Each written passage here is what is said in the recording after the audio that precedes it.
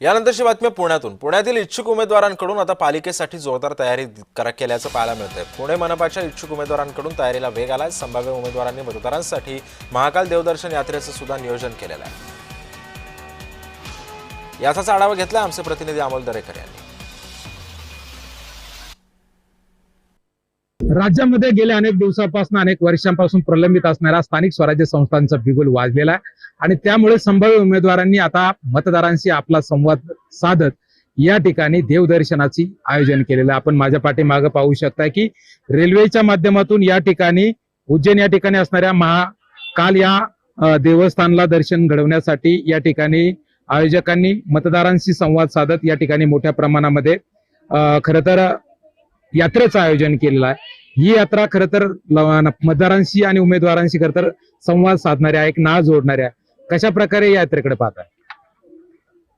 ही फक्त एक धार्मिक यात्रा नसून या यात्रेमध्ये सहभागी असलेले सर्व भक्तगण असतील किंवा या वाघोली, लोहगाव, विमाननगर परिसरातील जे काही सर्व नागरिक असतील, या सर्व नागरिकांशी आपलं नातं एकरूप होण्यासाठी आणि भविष्यात हा जो काही नव्याने प्रभाग जोडला गेलाय हे नातं अधिक दृढ आणि घट्ट होण्यासाठी ही यात्रेचं खास करून आयोजन आहे आणि त्याच दृष्टीने आम्ही पाहतोय की हे नातं या निमित्ताने कायम घट्ट होईल आणि आयुष्यभरासाठी राहील। नक्कीच या ठिकाणी संभाव्य उमेदवारांनी खरं तर मतदारांशी जी नाळ आहे ती खरं तर जोडण्याचा प्रयत्न केला आणि येत्या काळामध्ये या स्थानिक स्वराज्य संस्थांमध्ये उमेदवारांना याचा फायदा कसा होतो हे पाहणं गरजेचं आहे। अमोल दरेकर, जय महाराष्ट्र, वाघोली, पुणे। त्यामुळे आपण पाहतोय पुण्यातील इच्छुक उमेदवारांकडून आता सध्या पालिकेची तयारी जोरदार सुरू झालेली आहे। मतदारांना आता विविध देवदर्शनाचं आयोजन या ठिकाणी करण्यात येतंय। स्थानिक जे इच्छुक उमेदवार असतील त्यांच्याकडून आता मतदारांना साथ घालण्याचे प्रयत्न सध्या सुरू आहेत।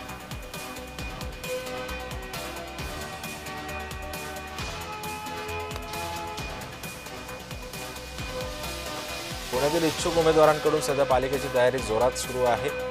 या इच्छुक उमेदवारांनी आता सध्या मतदारांना साथ घालण्यासाठी आता विविध देवदर्शनाचं आयोजन सुद्धा केलेलं आहे।